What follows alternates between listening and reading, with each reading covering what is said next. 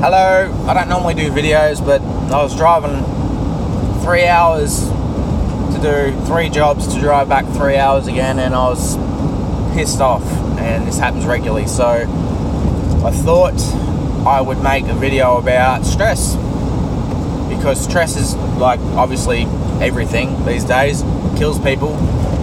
You can develop anxiety. I don't really care. You have to be a doctor to know that. I developed it after a while, didn't know what it was, of course, from other things. But the one thing I want to talk about that doesn't make you profound or a wise monk or something like that, you just have to be human to understand it, is you don't need to be an expert to understand what stress can do. You see it every day to people. You can see what it does to people. You can see how it affects people emotionally, physically, spiritually, even if you want to talk about that shit.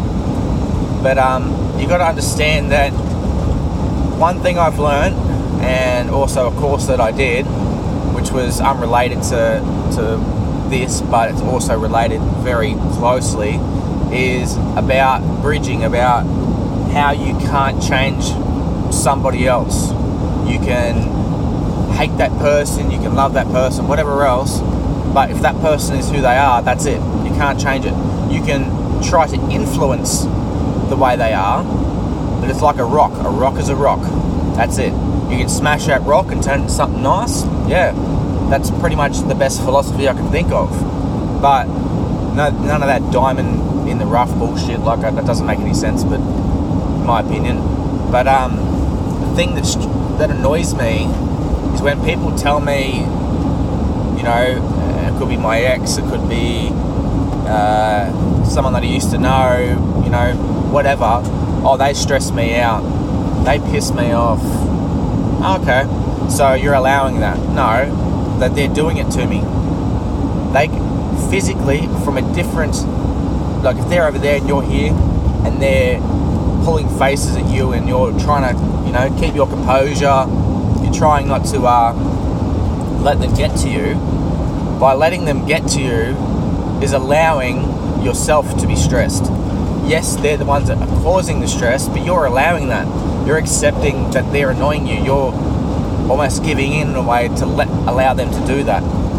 See, one thing I've learned just in life generally was when I was a kid, I was picked on, I was bullied. I was a big fat kid basically with bright afro, red hair, and it was just whatever, but I was picked on. Now I still remember the bully's name. I'm not going to say it on here, but I remember his name clear as day. Now, the thing was, back then, I'm not saying when you're being bullied, you allow that. That's a different thing.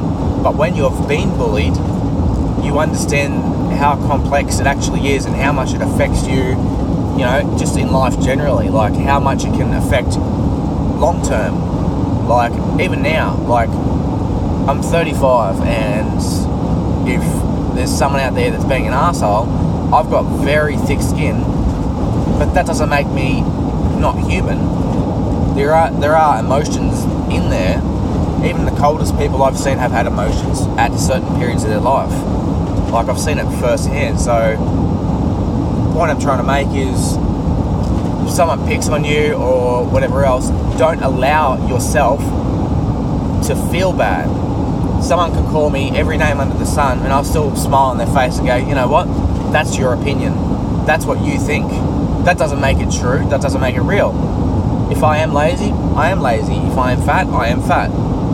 It doesn't give you the right to judge me. It's me. I get to judge myself. And even in saying that, you shouldn't be judging yourself anyway. But I have more right to judge myself than you do. So the thing that aggravates me, and like I said, it could be in the workplace, it could be anything, is when you do something nice, people go, oh, this person's nice, cool, I like this person, I want to be around this person, because this person is a good influence. This person, might not do drugs, might not do this, might not do that, is very outgoing, is what I want to be like, or what I am like, and I want that person around me.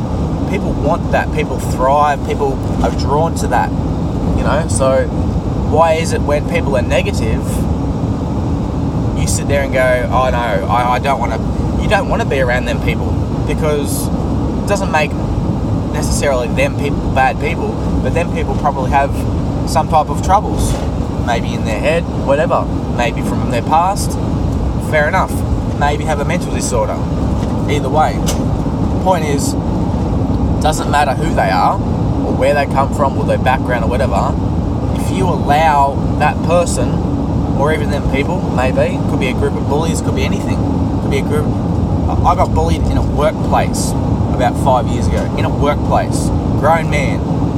It's ridiculous. I didn't put up with it, of course. I done the right things. I confronted him several times, whatever else. It doesn't matter. There's just certain people in the world that aren't happy with themselves, so they lash out on other people. They're not happy with themselves, they lash out on kids. They're not happy with themselves, they lash out on themselves. So you got to understand that you can't always change somebody else. You can never control somebody else. You can control them to a certain breaking point. Then they go, no, I've had enough. Unless they've been broken to a point where they can't be fixed, then some people can't come back. I believe that some people can, but they have to have positive people around them. But when you're constantly feeling like shit or whatever else, you're letting the world consume you.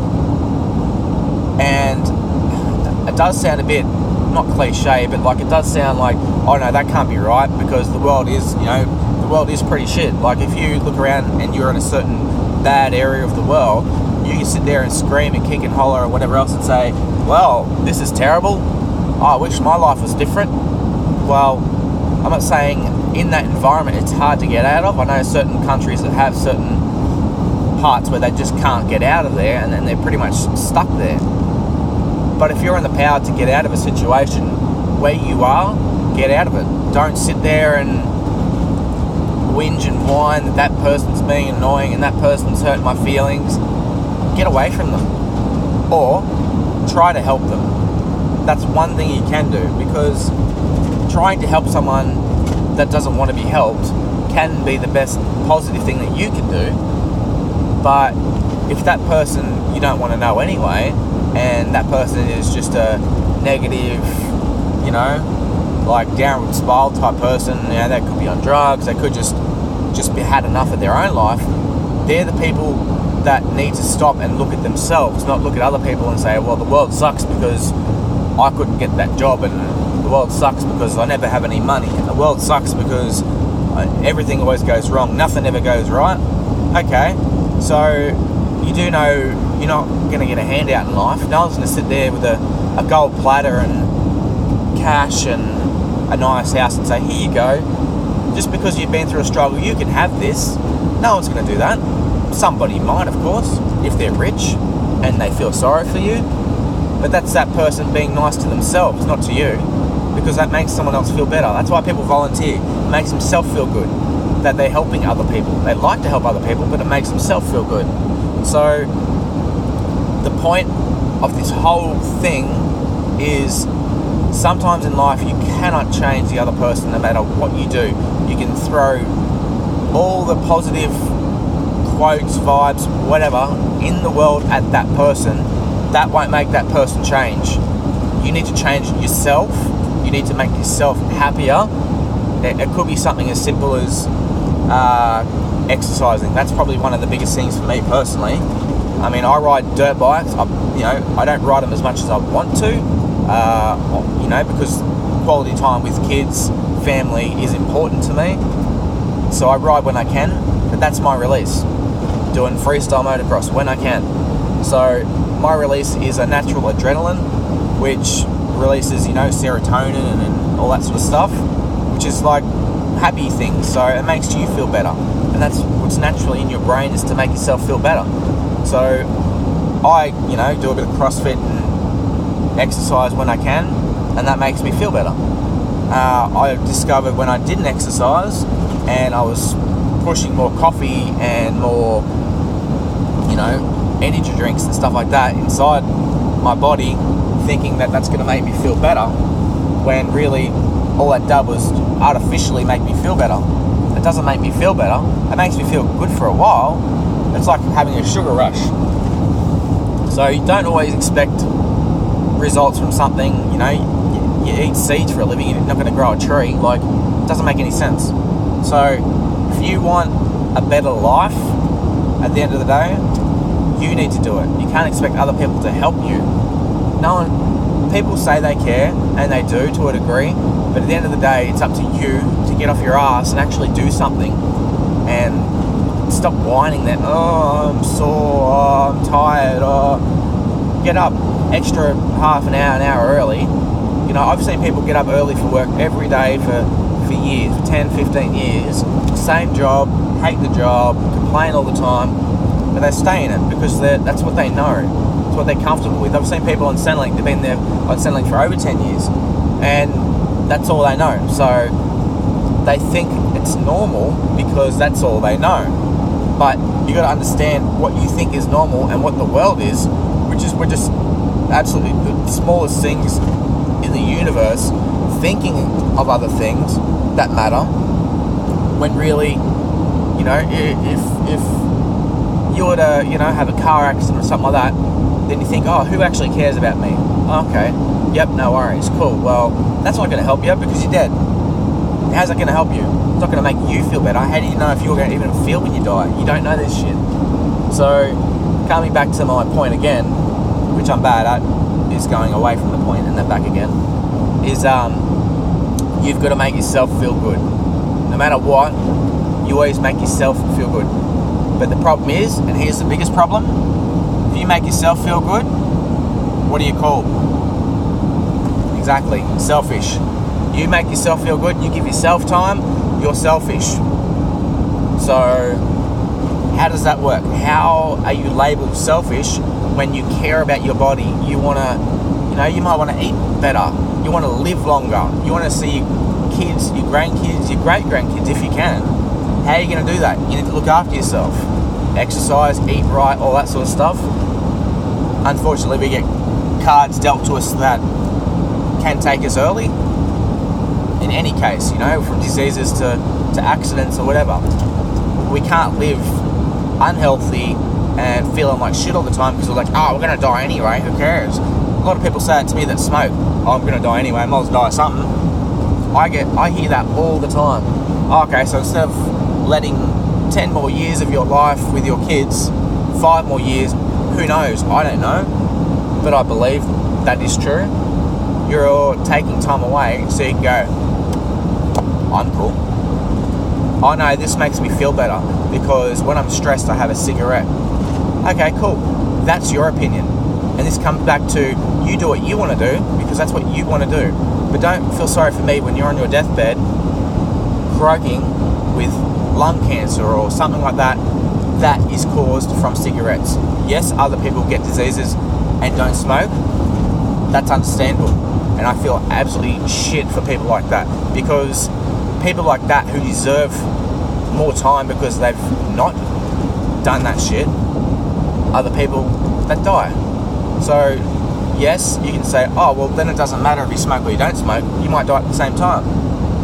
Yeah, but the person that smoked might have died 5 years earlier than the other person. Like, I don't know. You don't know. The point is, it's not what you want to do. It's not what your body was designed for. So, like I said, you can do whatever you want to do. That's your life. My life personally, cigarettes used to affect my life. Being in a car with secondhand smoke. I didn't like it, but I was a kid, so that was normal back then. Everyone was in a car full of smoke when I was a kid. That was normal. These days it's illegal because the government goes, oh, well, you know what? Oh, we found that secondhand smoke can hurt people. Oh, you're kidding? Yeah, you walk into a bushfire and expect not to get smoke inhalation, but you can sit there and inhalate, what is it, 20 different chemicals or more? I don't even know. I know it's more than that. But it's normal. So at the end of the day, all I'm going to say is look after yourself. People call you selfish. That's their opinion. There's no reason why they can't be selfish if they want to call that. Like, I believe in trying to... I'm not perfect. Like, I'll eat knackers. I'll, not exercise for 3 months at a time. But then I'll exercise, feel better, and then realise this is what I'm supposed to be doing because this makes me feel better. Riding my dirt bike makes me feel better. Exercising makes me feel better. And I've recently started reading. Reading to me was the most boring thing in the world because I wasn't reading the right things. I didn't want to read a novel. I wanted to read something that I actually thought about and thought, well, will this make not just my life better, but my family's life better? Because if I come home grumpy from work, who does that affect? Everybody, not just myself. So if I'm affecting other people with my mood, how is that positive? I can say I'm the most positive person in the world and come home grumpy, be like, oh, I've had a crap day, yep, no worries, oh shit, righto. And just because, and what I learned the other day was what I was told, was just because I'm not taking it out on my family, like I'm not going and snapping at them because I'm tired or grumpy or whatever, and I don't, and I can swear that I don't, but when I'm being hard on myself, because I'm like, you know what, I'm grumpy and I'm tired and I'm cranky, but I'm not going to tell anybody this and I'm not going to show it, I'm just going to keep it to myself, then I go quiet, then I stay to myself, and I just sort of basically bottle it up.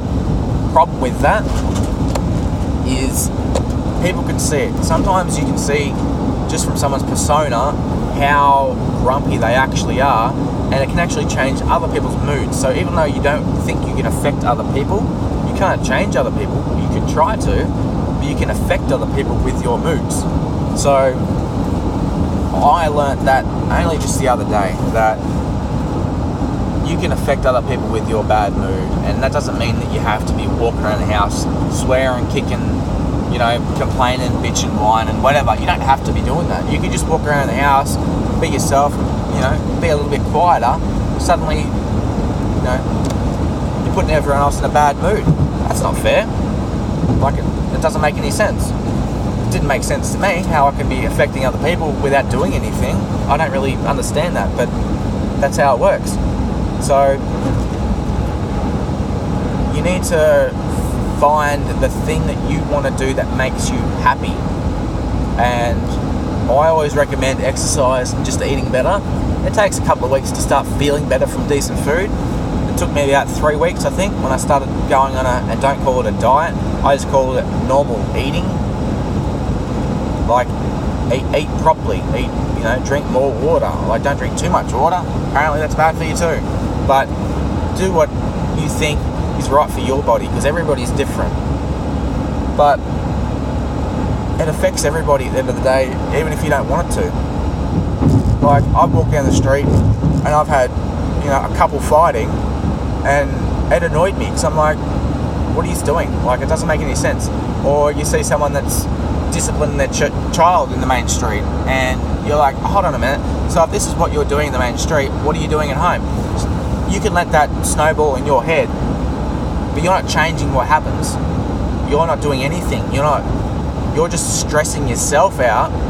So I'm not saying don't care about things, don't have any empathy, don't be numb. I'm not saying that. What I'm saying is there are times you need to choose when you allow it to affect you and when you don't. Because you can't let everything that happens in the world affect you, because all it does is go up here, and I believe there's layers. I don't believe there's a circle or a snowball or whatever. I believe there's layers of stress. And you put that first layer down the bottom of, something could be simple, like the kids aren't listening to me, they're not putting their pajamas on. Put that layer there. Yep, not a big deal. It's just sitting there though. Then the next layer, the kids need to brush their teeth. Yep, alright, no worries.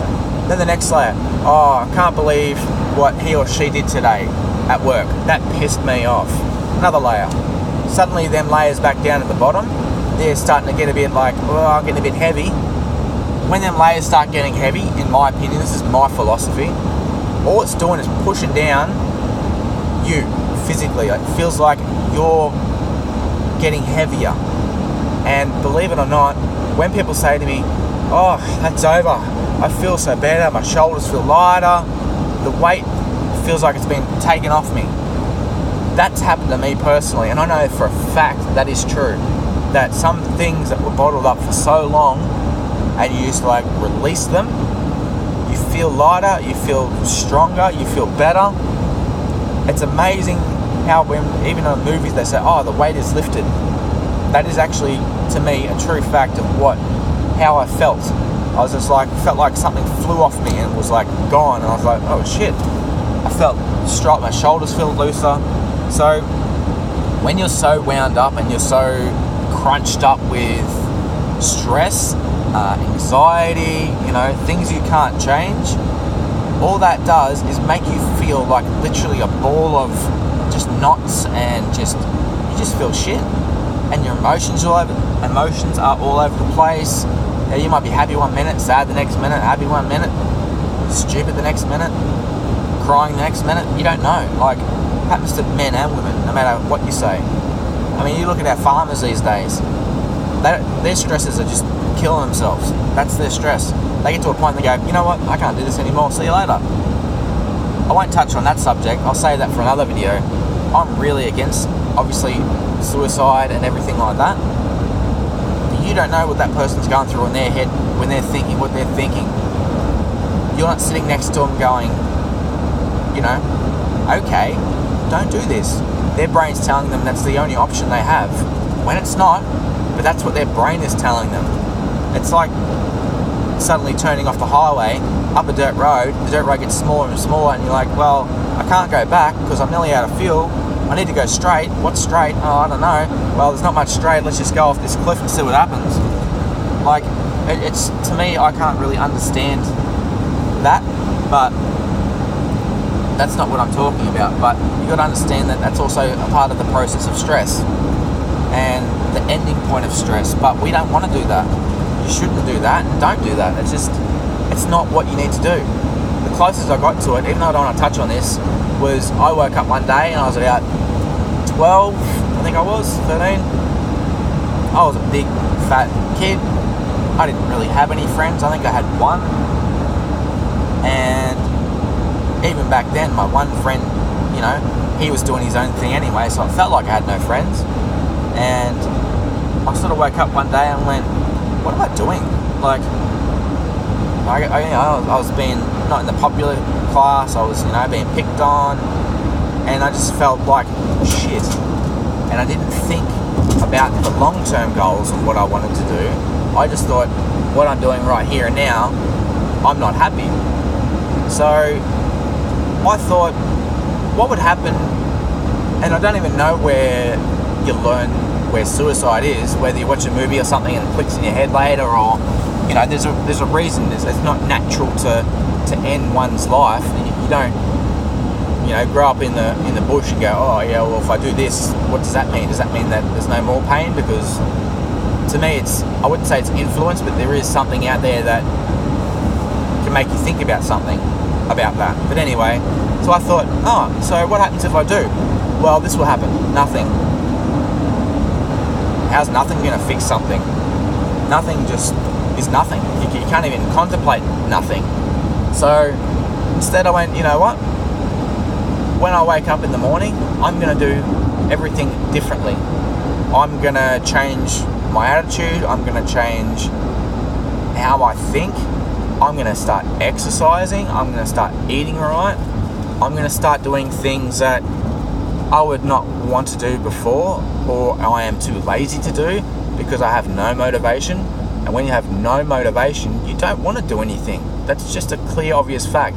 If you're overweight and then you got a sore back, I've got sore knees, I had surgery on my legs, I only can just walk properly. Like, I've seen people on Facebook, friends of mine, I won't mention any names because I don't want to call anybody out, not that it's a bad thing, but I've seen people that are in a wheelchair, motorbike crash, I see a lot of them. That's just part of the game that we play. I'm not professional, mind you, never claimed to be, but the point is, I've broken both ankles twice and my wrist, broke my growth plate. Like, I've had my fair share of crashes. I've got screws in both ankles and a screw on my wrist, and I hadn't even jumped 75 feet yet. That was just from practicing. So my point is, I've seen people that, some are now disabled, people that I've met. I've seen people that wow, that's a really bad accident. That's not good. I've seen people that have gone into a wheelchair And obviously they've been told they can't walk again, and they're back walking. They're back not running or anything yet. Obviously everything takes time. We all know about how the nerves and the body works and stuff like that. You can't just turn it back on, reset button, see you later. But I know a lot of people that have done that, and it's because yes, they have had help, but at the end of the day, it's them that chose to be helped. You can have all the people around you in the world telling you they're going to help you and they want to help you and whatever else. Some people go, oh, okay, yeah, thanks, all right, well, they feel like they've given in or given up something of themselves to let people help them. But you need to help yourself. You need to find your own self-motivation. You need to find whatever that is inside of you that has a spark that goes, you know what, I'm not a piece of shit. I don't care what you think of me. I care what I think of me, because at the end of the day, when I go to sleep and close my eyes, whether a loved one's laying next to me or not, no matter how much I love who I'm with or who's around me, I need to be me. I need to think about myself, and you can call it selfish again, because at the end of the day, you look after you. Other people can look after you. Other people can feed you and look after you, but you need to make sure that what is around you is for you. So once again, take it as selfish. It always comes back to being selfish. Oh no, well, you don't have time for me because you've gone to the gym. I've gone to the gym to make myself feel better, myself feel happy, so I can be positive around people, so it affects other people for me to be positive. So my little half an hour, whatever it may be, a week or twice a week even, sacrifice I will call it, of being away from family or friends or whatever it may be, that's a pretty small time. There's 24 hours in the day. That's not very much time of sacrifice to better not just yourself but other people. See, that's when you're thinking about someone else, because and then people go, oh no, you're just doing it because you want to get fit. Yes, of course I want to get fit. Who would not want to feel fit? When you see people on TV, you're like, oh yeah, that'd be cool, I'd like to be fit. But I'm happy with myself, which is fine. You can be happy with yourself. If you're happy with yourself and you weigh 150 kilos, cool. That's you. You don't need to be skinny and fit and have abs and shit like that to be happy. What that's doing is saying, I want other people to look at me and go, wow, he looks good. And then you look at them and go, oh, thanks for that. That makes me feel better. So you need to exercise for your own benefits. So if you do look in the mirror and that's what you want, that's what you can have. And say, oh, I'm fit, I'm healthy, cool. I feel better about myself. What do you think? Oh, yeah, you look really good. Oh, thanks, that's a compliment. I appreciate that. Or you could be 150 kilos and be like, hey, I'm the happiest person in the world. And other people are like, oh yeah, cool. That's great. I'm glad you're happy. You're making me happy because you're happy. It's not always about a physical attribute. You see a lot of actors these days. You see a lot of bigger actors these days. They're happy, and I can't think of their names, but they make a lot of other people happy, because we don't look at them and say, oh, you're fat, so you're unhealthy, so you're unhappy. That's not how it works. So that's just an example of why some people are unhappy, because they are overweight. But if you're unhappy because you are overweight, you need to change it. Don't expect someone to go, oh, well, I think you should lose some weight. Oh, thanks for that motivation. That makes me feel great. No, it doesn't. It makes me feel like I want to eat more, because that's what a lot of people do. See, I wired my brain differently. When I was fat, coming back to my point there, I was told I was fat. I was picked on. Okay, that's what happened. That's what it was. But my brain, instead of going, well, you know what, I feel like a piece of shit, which I did, what am I going to do about it? Then I thought, what did I say? What am I going to do about it? Well, of course I'm going to think what I'm going to do about it. I'm not going to think, you're right, I am fat. Congratulations. Your eyes work. Good job. What's that? You're funny though. Oh, well, that's a good thing to have. Well, a lot of comedians. Look at there's a lot of heaps of comedians that are fat. That doesn't mean that I want to be fat though. I don't care if I'm fat or not. Difference is, I want to make myself feel better. So what I did when I was a kid was you know what? If I lose weight, good and great. But I also wanted to prove a point, not just to other people, but to myself. Myself more than them, mind you. I wanted to prove that you want to be judgmental and look at me only for my physical outlay. Okay, watch this. I'll exercise. I'll do my weights. I'll do yoga. Don't ask me why I thought of doing both of them, but it was the best thing I ever did, because as I was building muscle, I was stretching muscle, which was building more muscle. Now, I don't care if you're an expert and you're like, oh, that doesn't work. Work for me. Work for me, so why argue it? If you are listening and you want to argue that, that's fine. You can do all the courses in the world. Somebody wrote them courses, didn't they? You didn't write that course. You didn't go around and judge all these people and go, oh yeah, statistically, whatever. I'm arguing about it. Point is, that's what I did. And I lost a shitload of weight in a short amount of time, healthy-wise. I wasn't sick. I was just eating pretty much what I normally eat. I always ate my veggies first. I was always that kid, which you would think would make me skinnier.